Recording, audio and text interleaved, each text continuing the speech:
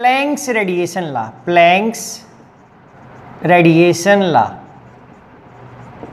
इसने black body radiations के spectra को एक्सप्लेन किया। तो इसने पॉइंट बोले थे कुछ, पॉइंट्स देखते सबसे पहले क्या पॉइंट था। फर्स्ट बोला इसने when we heat an object its atoms starts oscillating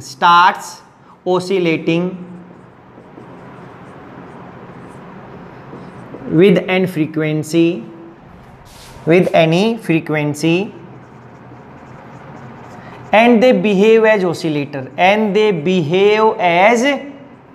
oscillators। देखो इसने फर्स्ट पॉइंट ये बोल दिया बच्चे कि जब हम हीट किए ऑब्जेक्ट को तो उसके एटम ओसिलेट करेंगे और वो क्या किसकी तरह बिहेव करेंगे, ओसिलेटर। सेकंड बोला जब ओसिलेटर बन ही गया हमारे पास तो these oscillator can gain, these oscillators can gain or lose energy in discontinuous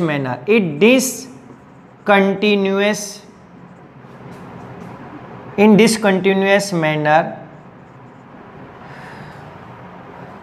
in discrete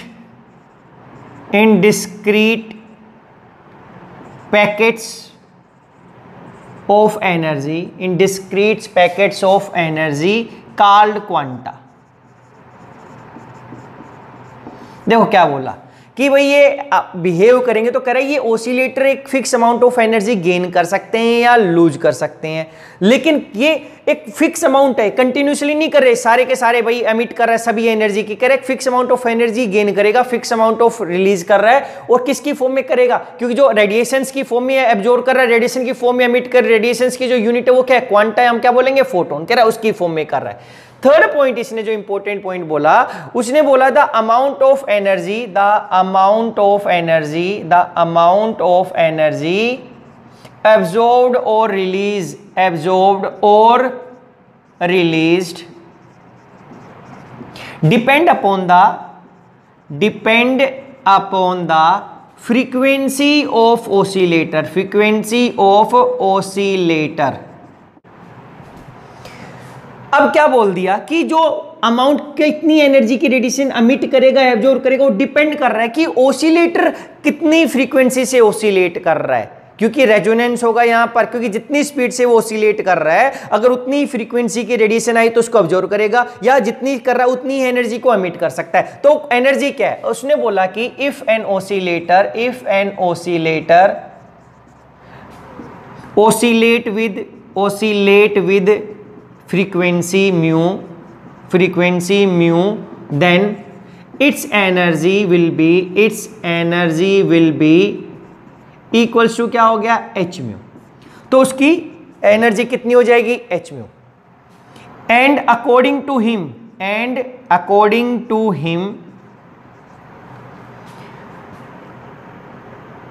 different oscillators will have different frequency at any temperature,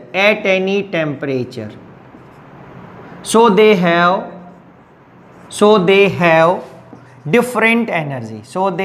different energy।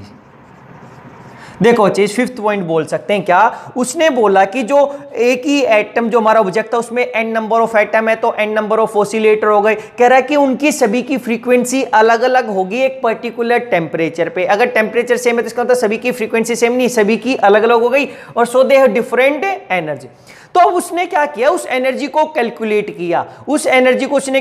किया, तो कैसे उसने निकाला, तो he calculated the average energy of oscillators और radiation हम बोल सकते थे। क्यों? अरे क्योंकि जब वो रेडिएशन एमिट करेंगे तो ओवरऑल भाई मैक्सिमम जो ऑसिलेटर है किस फ्रीक्वेंसी के साथ कर रहे हैं, मैक्सिमम रेडिएशन जिससे कर रहे हैं उसी एनर्जी की एमिट करेंगे, क्योंकि हम पहले ही बोल चुके हैं कि जिस एनर्जी की एमिट करेगा उसी एनर्जी को ऑब्जर्व कर सकता है, ऑब्जर्व करा उतनी क्या करेगा एमिट, और वो किस पे डिपेंड कर रही है, एब्जॉर्प्शन और एमिशन डिपेंड कर रहा है उसकी फ्रीक्वेंसी पे। तो क्या बोल रहा था, he calculated average energy of oscillator और रेडिएशंस यूजिंग बोल्ट्जमैन या Maxwell Boltzmann, using Maxwell Boltzmann distribution law, Maxwell Boltzmann distribution law, and he find out E average energy क्या है, is equals to H mu upon H mu by K T -1। ये नीचे -1 बच्चे ये वाला। तो उसने बोला कि जो एवरेज एनर्जी आएगी ऑसिलेटर्स की वो क्या आएगी, ये आएगी H mu upon K T -1। रेले जीन्स लेना ने क्या निकालता, रेले ने क्या बोला था कि जो एवरेज एनर्जी है ऑसिलेटर्स की वो क्या थी, केटी। तो उसने बोला कि जो एवरेज एनर्जी है वो केटी नहीं है, मैक्सवेल बोल्ट्जमैन डिस्ट्रीब्यूशन लॉ लगाया उससे ही निकाला। And he put this equation, and by putting this equation in Rayleigh Rayleigh energy equation, he find out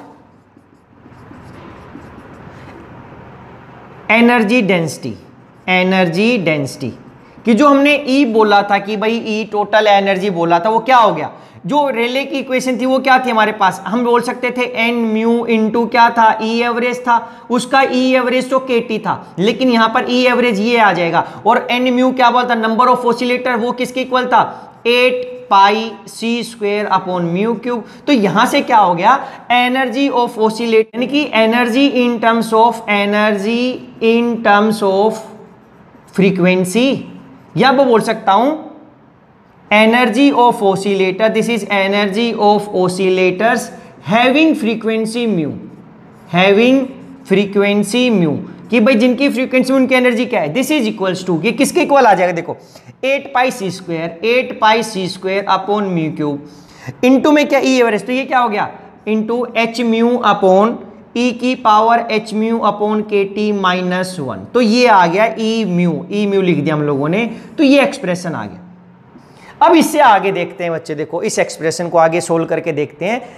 तो ये तो था energy of oscillator having frequency mu. अगर हम बोले कि हमें देखना है कि किसकी mu and v plus d mu के बीच में कितने ऑसिलेटर्स हैं, तो हम क्या लिखें, देखो ये पर्टिकुलर एनर्जी थी जिसकी म्यू थी, वो एनर्जी कितनी होगी, एनर्जी ऑफ ऑसिलेटर, अगर वो म्यू फ्रीक्वेंसी से ऑसिलेट कर रहा था उसकी एनर्जी है। अगर हम बोले कि एक रेंज बोल दे हम लोग कि हमारे पास रेंज होगी कि म्यू है और म्यू प्लस डी म्यू, तो उसके बीच में जो ऑसिलेटर उनकी एनर्जी क्या होगी, तो यहां पर हम इसके बाद हम बोल सकते हैं,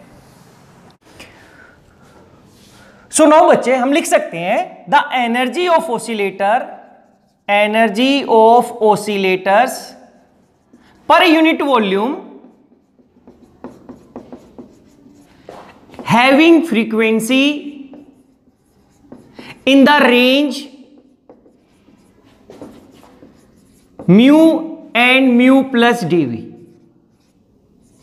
कह रहे कि पहले हम लोगों ने जो एनर्जी निकाली थी वो एनर्जी क्या थी, एनर्जी ऑफ ऑसिलेटर्स था। क्या लिखा था हम लोगों ने अभी पहले थोड़ी देर पहले कि ई म्यू किसके लिखा था, कि ये लिखा था 8 pi mu square upon C cube 1 upon E की power H mu upon K T -1। This is H mu upon E की power H mu upon K T -1। तो ये तो एनर्जी ऑफ ऑसिलेटर था हैविंग फ्रीक्वेंसी म्यू। अब हमने बोल दिया कि अगर हम चाहते हैं पर यूनिट वॉल्यूम जो ब्लैक बॉडी का है उसके अंदर हम ऑसिलेटर चाहिए जिसकी एनर्जी रेंज में आ जाए, in the range mu and mu plus d mu. तो अब यहां पर इसके बाद हम लिख सकते हैं, यहां पर क्या हमें जो ये टर्म थी ई म्यू, इसको मैं डी म्यू से मल्टीप्लाई करूंगा तो हमारे पास क्या आ जाएगा यहां पर 8 pi mu square upon C cube H mu upon E की power H mu upon K T -1 into D mu. तो ये हमारे पास एनर्जी की टर्म में आ गई। ये था हमारे पास किसके एनर्जी किसके टर्म में, फ्रीक्वेंसी की टर्म में था बच्चे। अब हम जब इसको रेंज के अंदर देखेंगे, ये आ गया, ये तो एनर्जी हमारी आ गई किसकी, mu and mu plus dv, जिसकी फ्रीक्वेंसी है हमारे पास, और ये फ्रीक्वेंसी की टर्म में आ गया। अगर हम एनर्जी को चाहिए किसकी यूनिट में चाहिए, अगर हमें इसको चाहिए लैम्डा की टर्म्स में, वेवलेंथ, तो इन टर्म्स ऑफ वेवलेंथ तो हम बोल सकते हैं energy in terms of wavelength, in terms of wavelength. हमें क्या करना पड़ेगा, हमें वैल्यू पुट अप करनी पड़ेगी, mu equal to c by lambda. अगर मैं इसको डी म्यू करता हूं यहां पर ऐसा, तो ये क्या हो जाएगा, this is equals to minus C upon lambda square into D lambda. ये हो गया हमारे पास। अब ये दोनों इक्वेशन हम इसके अंदर, ये दोनों वैल्यूज के अंदर क्या कर सकते हैं, पुट। बुक्स में आपके इधर भी डी म्यू लिखा आएगा तो उसकी कोई इंपॉर्टेंस ही नहीं, लास्ट में ऐसे कैसे हमें कैंसिल आउट करना पड़ेगा। तो ये आ गया हमारे पास। इन टर्म्स ऑफ वेवलेंथ में क्या क्या मैंने क्या लिख सकता हूं, ई लैम्डा लिख सकता हूं यहां पर, this is equals to 8 pi, mu की जगह क्या गया, सी स्क्वेयर अपॉन क्या, म्यू क्या होता है, सी बाई लैम्डा, तो lambda square into C cube. H mu था तो एच ऐसे कैसा रखा, म्यू क्या लिख दिया, फिर सी बाय लैम्डा लिखा हम लोगों ने। यहां पर क्या आ गया, 1 अपॉन ई की पावर एच म्यू, म्यू की जगह फिर क्या लिखा, सी बाय लैम्डा, तो ये क्या हो गया, H C by lambda K T -1, ये नीचे है बच्चे -1 इसके ई के स्टेट में है। डी म्यू की जगह क्या लिखा, ये मोड था तो मोड में तो ये क्या हो जाएगा, माइनस माइनस क्या हो जाएगा प्लस, तो ये क्या हो गया, C upon lambda square into D lambda. देखो सी कितने हो गए, 2 सी स्क्वायर और एक सी, तो ये सी क्यूब कट गया हमारे पास। यहां पर हमारे पास क्या बचेगा, लैम्डा कितने हो गए, 2 2 4 1 5, तो हमारे पास ई लैम्डा क्या आ गया, E lambda energy in terms of lambda क्या, 8 pi H C upon lambda 5 1 upon E की power H C upon lambda K T -1। ये हमारे पास आ गई equation in terms of wavelength. यहां हमारे पास आगे, इसको हमने बोलता है Planck's radiation law, this is called Planck's radiation law. बच्चे देखो अब हमारे पास 2 टर्म है, तो यहां पे ये फॉर्मूला लिखो या ये फॉर्मूला लिखो, दोनों सेम ही है, या आपने ये लिखा ये भी सेम ही है। ये केवल म्यू एक फ्रीक्वेंसी पर्टिकुलर के लिए था, ये रेंज के लिए था, ये वेवलेंथ के लिए रेंज के अंदर। तो अब ये हमारे पास दोनों के दोनों अगर आप देखते हो तो ये फॉर्मूला लिखो या ये लिखो, तो इन दोनों ये दोनों फॉर्मूले सेम ही है, बोथ आर सेम। तो अब यहां पर एक चीज लिख सकते हैं क्या, कि हमारे पास from this formula, from Planck's radiation law formula, the energy from this formula, from the Planck's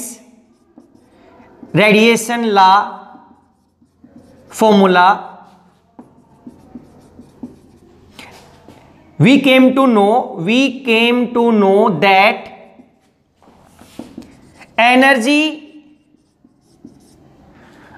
of oscillator, energy is not only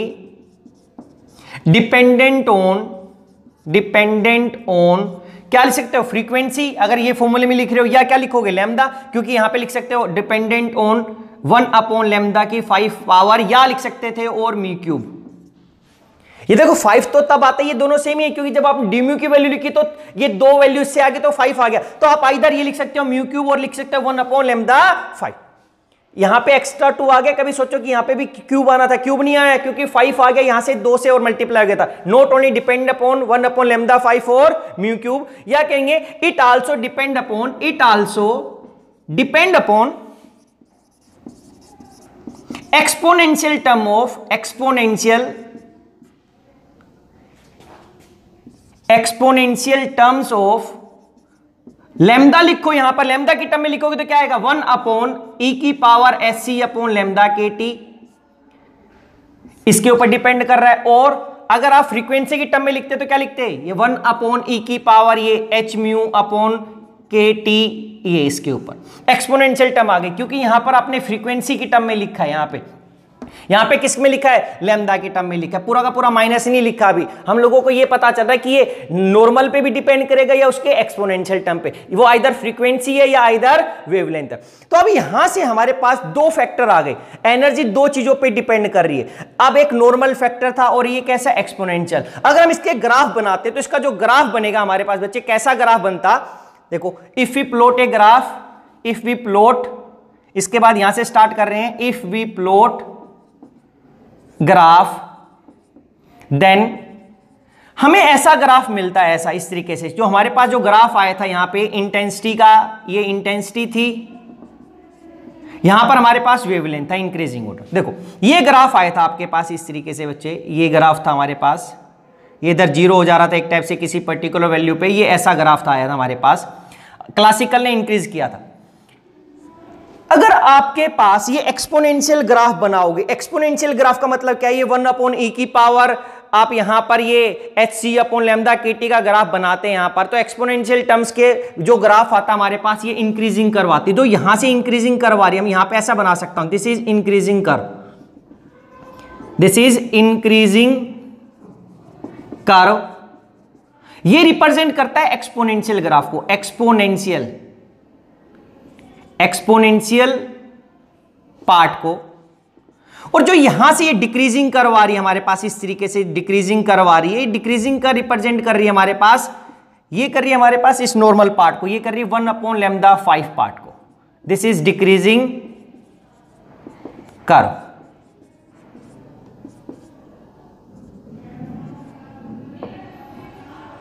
अब क्या हुआ देखो, एक पर्टिकुलर वैल्यू ऑफ लैम्डा के ऊपर ये दोनों ग्राफ डोमिनेटिंग हो गए, और जिस वैल्यू पे जो लैम्डा की वैल्यू आती है उस टाइम पे हम बोल देते हैं उस टाइम पे जो ब्लैक बॉडी है वो मैक्सिमम रेडिएशंस को एमिट कर रहा है। तो यहां से हम दो चीजें लिख सकते हैं, देखो यहां पे हमें जो ग्राफ मिला था ऐसा आ रहा था, तो नॉर्मली क्या कर रहा है, इस लाइन को तो हमने रेले जीन्स लॉ ने भी एक्सप्लेन किया था कि हमारे पास हायर वैल्यू पे होगा लेकिन लोअर पे फेल हो गया, लेकिन अब ये कह रहा है कि दो चीजों पर डिपेंड कर रहा है, यहां पर ये नॉर्मल पार्ट और ये क्या था एक्सपोनेंशियल पार्ट, तो ये जो ग्राफ है नॉर्मल पार्ट को रिप्रेजेंट कर रहा है मेरे पास,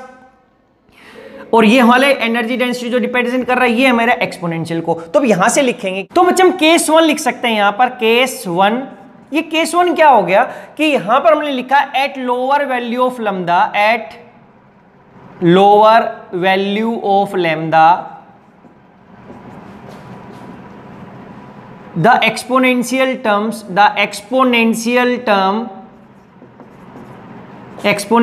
term becomes dominating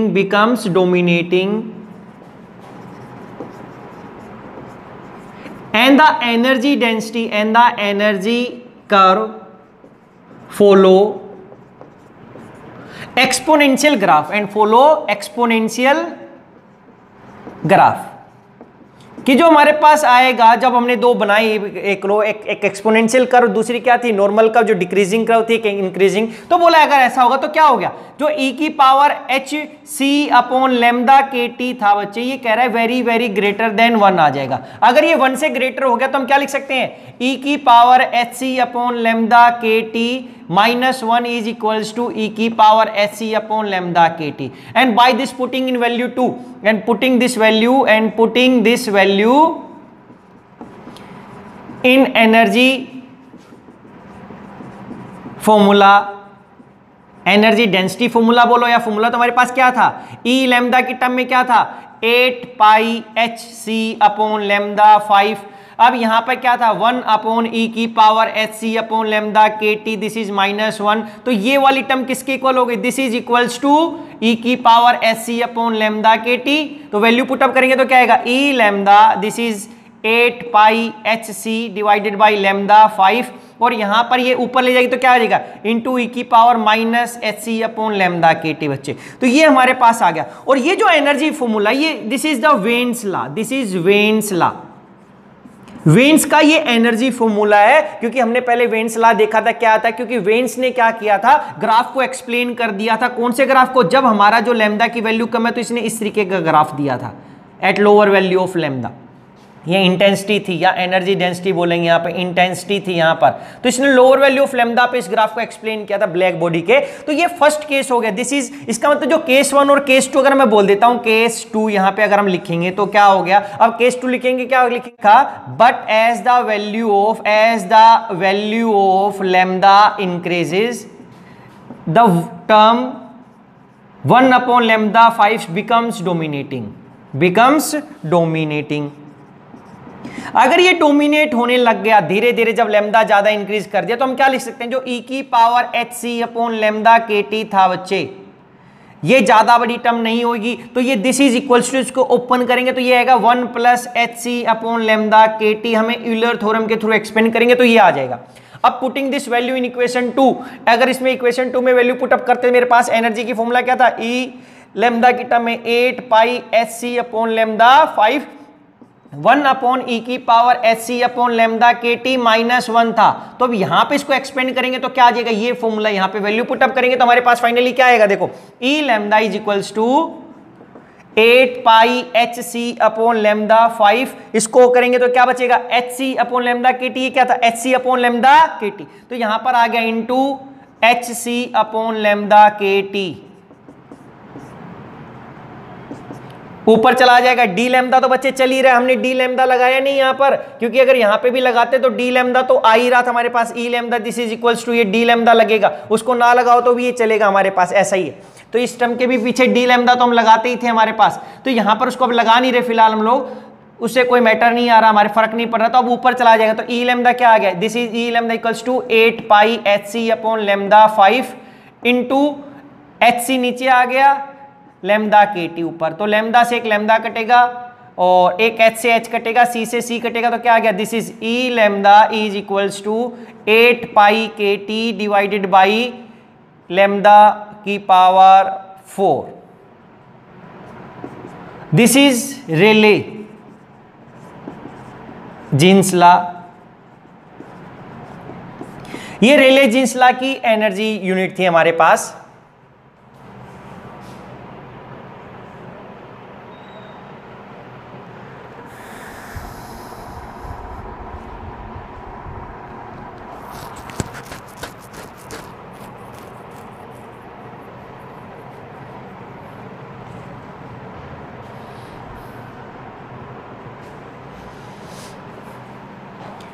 और इसको आप डी लैम्डा लगाओ तो लगाओ बच्चे, यहां पे भी लगा सकते थे और ना लगा रहे तो कोई चेंज नहीं आ रहा। तो हमने क्या देखा, देखो जब ये लैम्डा की वैल्यू कम थी तो हमारे पास ये वेन्स लॉ फॉलो कर रहा था, जब वैल्यू लैम्डा की ज्यादा होगी तो रेले जीन्स लॉ। तो हम बोल सकते हैं these Wien's and Rayleigh laws are special case of Planck's radiation law. एक और बात यहां पे बच्चे देखो,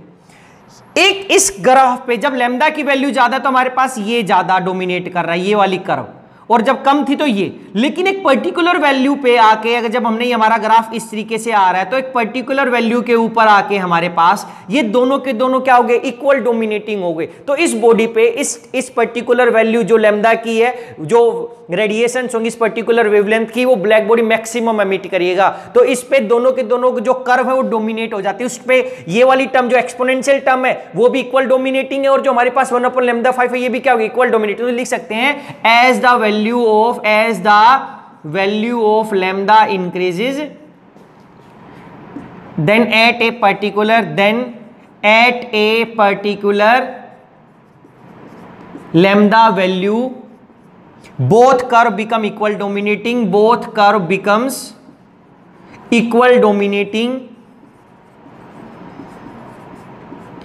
and at this lambda black body emit maximum radiations। कह रहा है कि इस वेवलेंथ की जो ब्लैक बॉडी करेगा मैक्सिमम रेडिएशन एमिट करेगा, इसलिए इसकी इंटेंसिटी भी क्या होगी, सबसे ज्यादा। तो लास्ट में हम बोल सकते हैं, तो प्लैंक्स ने क्या बोला, Planck said that energy of radiations depend upon frequency of radiations और ओसिलेटर। क्यों? क्योंकि जो ओसिलेटर एटम हो गया सॉलिड है, तो जिस फ्रीक्वेंसी से वो ओसिलेट करेगा उसी फ्रीक्वेंसी को रेडिएशन एमिट कर सकता है, अब्जॉर्ब कर सकता है। तो दोनों की फ्रीक्वेंसी में कोई डिफरेंस नहीं, ये हो गया। और ये एनर्जी फिक्स होगी क्योंकि एक ओसिलेटर एक पर्टिकुलर फ्रीक्वेंसी से ही मूव कर सकता है, उसकी अलग अलग नहीं हो सकती, कुछ भी वैल्यू नहीं हो सकती, वो डिपेंड करेगा एच म्यू कितनी, उसकी फ्रीक्वेंसी कितनी है। तो अब यहां पर आप फोनली कर बोल सकते हैं and it gives the idea of and it gives the conclusion for discontinuous of energy। भाई जब हमारी एनर्जी फिक्स हो गई है तो इसका मतलब एनर्जी कंटिन्यूस नहीं होगी, क्या होगी, डिसकंटिन्यूअस एनर्जी होगी। तो यही था हमारे पास क्वांटाइजेशन ऑफ एनर्जी। तो ये हमारे पास प्लैंक्स रेडिएशन लॉ था, तो उसने बोला कि हमारे पास दो टर्म हो जाएंगी, क्योंकि वेन्स ने भी फॉलो एक्सप्लेन करने की कोशिश की थी ब्लैक बॉडी ग्राफ को, लेकिन वो कर नहीं पाया। वेन्स भी फेल हो गया, रेले भी फेल हो गया। तो हमारे पास प्लैंक्स ने आया, इसने बोला कि जो एनर्जी क्वांटाइज्ड है, यानी कि fix amount of energy release हो सकती है और फिक्स ही अब्जॉर्ब हो सकती है, और उसकी जो एनर्जी होगी वो फ्रीक्वेंसी पे डिपेंड करेगा। क्लासिकल ने बोला था कि भाई उसकी केटी होती है एवरेज, इसने बोला केटी नहीं होगा। इसने मैक्सवेल बोल्ट्जमैन का फॉर्मूला यूज किया और निकाला h म्यू अपॉन e की power h mu upon KT minus 1। ये एवरेज एनर्जी होगी ऑसिलेटर्स की या रेडिएशंस की बोल दिया, जो उस कैविटी के अंदर क्या होगी, प्रेजेंट होगी।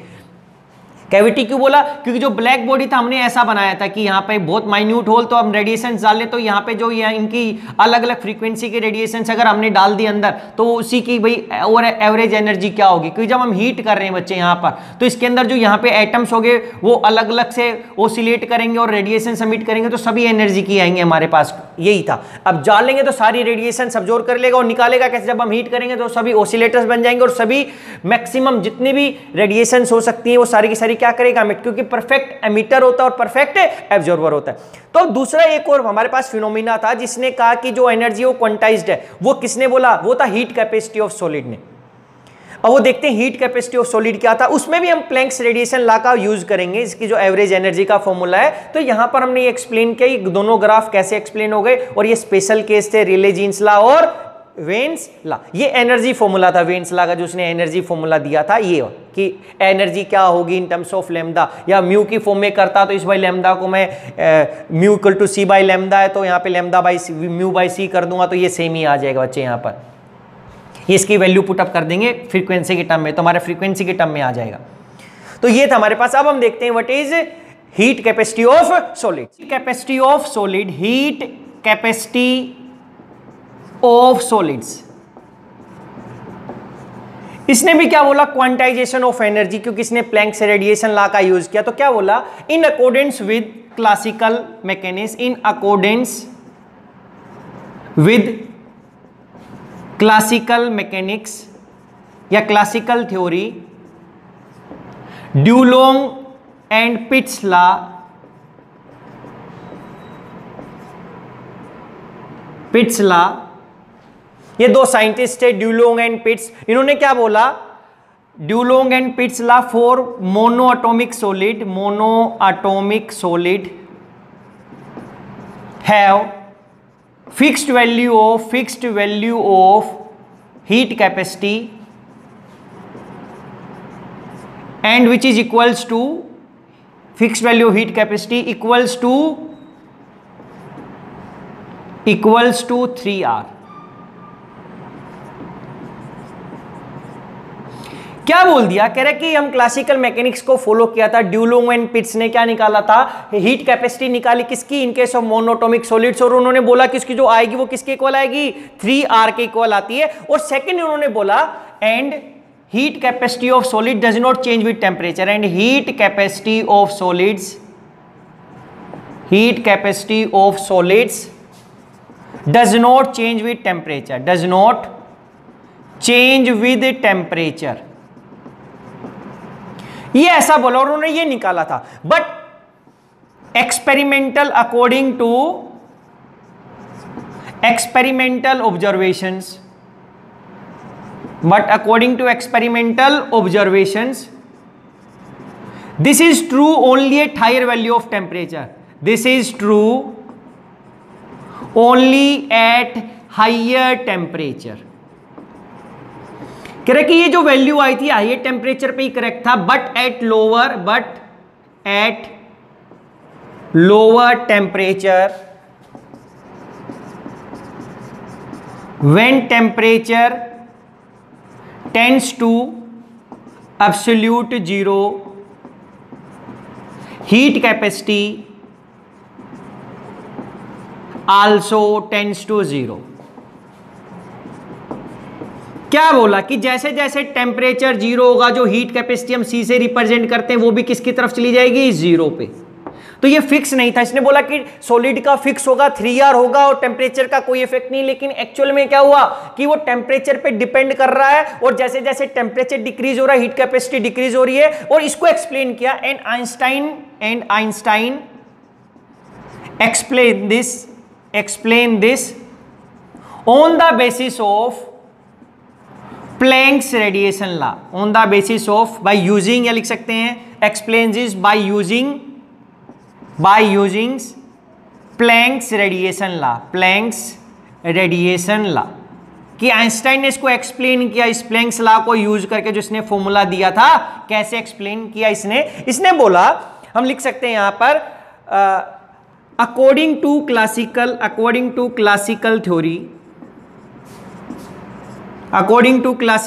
Theory the solids are collections of oscillator and the average energy of oscillator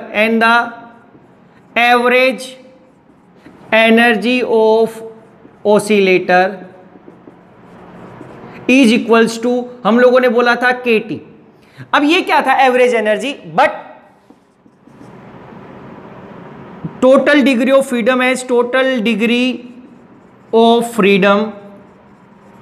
is equals to 3। जो एक ऑसिलेटर होगा एक्स में कर सकता है, वाई में, जेड में, तो ओवरऑल जो देयरफॉर टोटल एवरेज एनर्जी क्या हो सकती है, टोटल एवरेज एनर्जी कितनी हो सकती है हमारे पास 3 kT। बच्चे एक ही एवरेज एनर्जी kT था, ये हमने क्लासिकल में यूज किया, यही हमने kT यूज किया जब हमने प्लैंक्स बोला था। क्लासिकल ने बोला जो ऑसिलेटर होगा उसकी एनर्जी हम 3 kT बोलेंगे, क्योंकि वहां पे 3 वाइब्रेशनल डिग्री ऑफ फ्रीडम होते हैं। अब अगर एवरेज एनर्जी इतनी होगी, टोटल एवरेज एनर्जी हमारे पास हो गई 3 kT, या तो हम लिख सकते हैं अगर हमारे पास टोटल नंबर ऑफ ऑसिलेटर हुए n, if for n number of oscillator, for n number of या n0 number of oscillators, हम क्या लिख सकते हैं, E कितनी लिखेंगे, E आ गई मेरे पास n0 kT, n0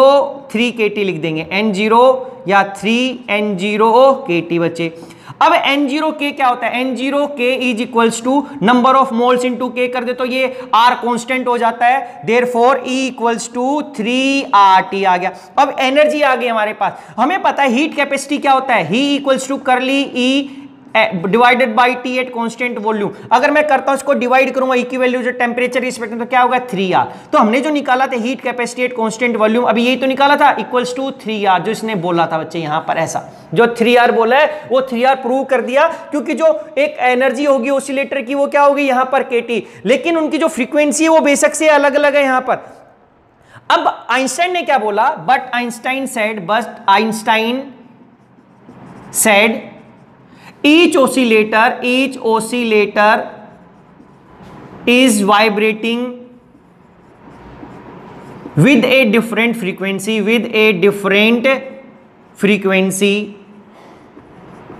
therefore their energy will be different, क्योंकि एनर्जी किस पे डिपेंड कर रही है, E equals to H mu. अगर ये म्यू अलग अलग होगा तो एनर्जी क्या होगी, डिफरेंट होगा, तो इसको रिमूव कर देते हैं, therefore their energy will be different. अगर उसकी एनर्जी डिफरेंट होगी, देयरफॉर अब जो टोटल एवरेज एनर्जी होगी वो kT नहीं होगी, so they do not possess, हम लिख सकते हैं so they do not possess same average energy, bracket में क्या लिख सकते हैं kT, देयर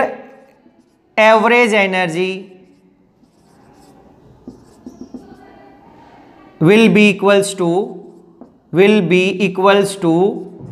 कितनी आ जाएगी, एच म्यू अपॉन ई की power H mu upon kT minus 1, ये एवरेज एनर्जी बोला। अब क्या बोला, अगर हम मोलर एनर्जी निकालते हैं, फॉर मोल्स के लिए निकालेंगे, फॉर मोलर एनर्जी हम बोलेंगे, जैसे हमने n मोल्स के लिए निकाला, तो हम यहां पे लिख सकते हैं and the molar energy of solid equals to, therefore molar energy of solids is equals to, यहां पे ये E इक्वल्स टू क्या हो गया, तो ये तो हमने एवरेज बोल दिया, E ऐसे बार से रिप्रेजेंट कर दें, ये क्या हो गया n0, ये क्या हो गया नंबर ऑफ ऑसिलेटर्स, यहां पे लगा सकता हूं कितने हो गए, number of oscillators into 3E बार, ये क्या हो गया डिग्री ऑफ फ्रीडम, कि 3 डिग्री ऑफ फ्रीडम है तो इतना, ये एक अगर एक ही एक्सिस में वो रोटेट वाइब्रेट करता तो ये एनर्जी होनी थी। जैसे एक के लिए कितनी होती थी, उसकी केटी होती थी, एक के लिए केटी, लेकिन 3 वाइब्रेशनल डिग्री यहां पे, तो यहां पे भी 3 degree vibrational degree of freedom होंगे। अगर 3 वाइब्रेशनल डिग्री ऑफ फ्रीडम हो तो 3 से मल्टीप्लाई। अब ई की वैल्यूज में अगर हम पुटअप कर दे तो हमारे पास ई क्या आएगा, यहां पर ई इज इक्वल्स टू जो एवरेज टोटल आ जाएगा हमारे पास, दिस इज इक्वल्स टू क्या, n0 into 3 into H mu upon E की power H mu upon K T minus 1, ये आ गया बच्चे हमारे पास। तो जब हम यहां से इसकी क्या निकाल देते हैं, हीट कैपेसिटी निकालते हैं और फिर देखेंगे लोअर टेम्परेचर पे क्या वो चेंज हो रहा है नहीं। तो पहले हम हीट कैपेसिटी क्या था, therefore heat capacity CV equals to क्या है, curly E upon curly T, constant volume पे था हमारे पास। इसकी वैल्यू पुट अप करेंगे तो हमारे पास क्या आएगा यहां पर N03 ये इंटू 3, आगे क्या आ गया यहां पर H mu upon K T,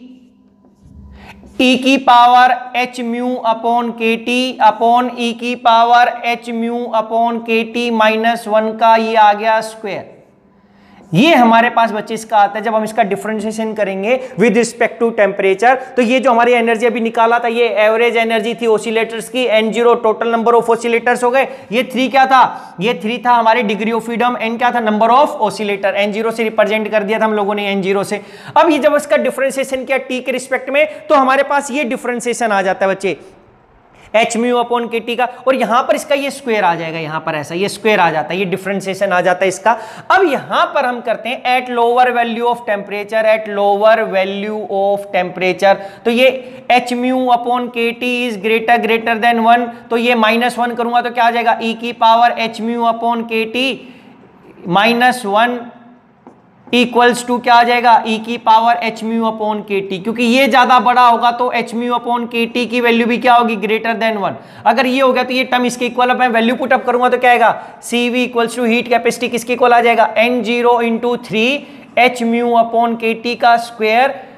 यहां पर क्या इंटू ई की power H mu upon K T, 1 upon में टर्म था तो 1 अपॉन क्या आ गया यहां पर, ई की power H mu upon K T का क्या आ जाएगा, स्क्वायर। अब यहां से एक टर्म से ये स्क्वायर कैंसिल, तो यहां से क्या आएगा, CV इक्वल्स टू N0 आगे 3 कर देंगे, N0 H mu upon K T का स्क्वायर इंटू ये टर्म ऊपर लेके minus H mu upon K T. तो उसने बोला जो हीट कैपेसिटी आएगी हमारे पास वो ये आएगी। अब देखो क्या हुआ, यहां से एक पॉइंट है, देखो अगर मैं टेम्परेचर को क्या करता हूं डिक्रीज, तो ये टर्म इंक्रीज होगी क्योंकि डिवाइडेड में है, लेकिन ये टर्म क्या होने लगेगी, इंक्रीज। देखो ये टेम्परेचर डिक्रीज करने से ये इंक्रीज होगा, लेकिन टेम्परेचर डिक्रीज करने से ये टर्म डिक्रीज हो जाएगी। तो एक जब मैं टेम्परेचर डिक्रीज कर रहा हूं, 2 हो रहे, एक के केस में टेम्परेचर डिक्रीज कर रहा हूं तो ये वाली टर्म का जो ये वैल्यू डिक्रीज हो रही है, इसकी वैल्यू क्या हो रही है, इंक्रीज। तो हम यहां पर लिख सकते हैं कि on decreasing temperature the term E की power minus H mu upon K T decreases more than the increase in term क्या H mu upon K T का स्क्वायर। तो कह रहा है कि जैसे जैसे हम टेम्परेचर आप डिक्रीज करते हो तो इसके अंदर जो डिक्रीज होता है वो ज्यादा होता है इसमें इंक्रीज होने की वजह से। अगर ऐसा हो गया तो देयरफॉर नेट इफेक्ट क्या हो जाएगा, therefore net effect will be decrease in value of heat capacity with decrease in temperature. तो यही हमने प्रूव करना था बच्चे, यही इसने इस लॉ के हेल्प से, जब इसने एनर्जी का फॉर्मूला लिया प्लैंक्स रेडिएशन लॉ का, तो प्रूव कर दिया। और प्रूव करके तो इसने क्या बोल दिया, and hence heat capacity of solids also proved क्या, there is quantization of energy, and this also proves quantization of energy. क्योंकि ये इसलिए प्रूव हो गया बच्चे क्योंकि ये प्लैंक्स ने बोला था एनर्जी क्वांटाइज्ड है, और जो उसने बोला उसका सेम फॉर्मूला लेके हमने इसको एक्सप्लेन कर दिया कि जो हीट कैपेसिटी वो फिक्स नहीं है, वो डिक्रीज होती है। अगर वो ट्रू हो गया तो इसका मतलब जो उसने बोला था पहला पॉइंट, जो एनर्जी क्वांटाइज्ड होगी वो कंटिन्यूअस नहीं है, तो इसका मतलब पॉइंट कैसा ट्रू था। तो इसलिए भी इसने क्या प्रूव कर दिया, क्वांटाइजेशन ऑफ एनर्जी। तो ये हमारे पास आता, अगर आएगा तो हीट कैपेसिटी ऑफ सॉलिड हम लिखेंगे 3 kT, क्लासिकल ने बोला था वो 3R = आता है। जब हम डिफरेंशिएशन करते हैं, लेकिन जब प्लैंक्स ने बोला तो बोला कि सभी ऑसिलेटर अलग अलग कर रहे हैं तो उनकी जो एवरेज एनर्जी होगी वो kT नहीं होगी, उसके अकॉर्डिंग ये hμ अपॉन e की पावर hμ अपॉन kT -1 होना था। और जब इसका हमने क्या किया, डिफरेंशिएशन किया विद रिस्पेक्ट टू टेम्परेचर, क्योंकि हम CV ये change in internal energy with respect to temperature बोलते हैं, या हम change in enthalpy with respect to temperature बोलते हैं, एट कांस्टेंट प्रेशर बोल देते हैं। ये हम लोगों ने अपने थर्मोडायनेमिक्स में किया था कि भाई हीट कैपेसिटी क्या होती है, क्योंकि हीट कैपेसिटी को हम दो चीजों पे डिफाइन करते हैं, either at constant temperature constant volume और आइदर एट कांस्टेंट प्रेशर करते हैं, दो चीजों पे करते हैं।